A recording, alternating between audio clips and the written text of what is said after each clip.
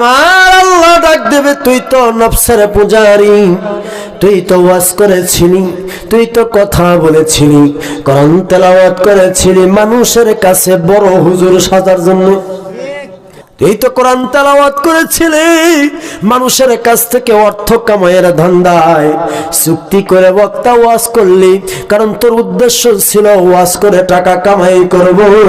এই উদ্দেশ্যগুলো নিয়ে তুই তো ওয়াজের মাঠে নেমেছিলি, তোর টাকা কামাইয়ের উদ্দেশ্য ছিল আমি আল্লাহ তোকে অর্থ দিয়েছিলাম, মানুষ তোকে বড় হুজুর বলার কথা ছিল, বাহাবা দেওয়ার কথা ছিল, মানুষ তোকে বাহাবা দিয়েছে, তোর আর পাওনা কিছু নাই রে নাই,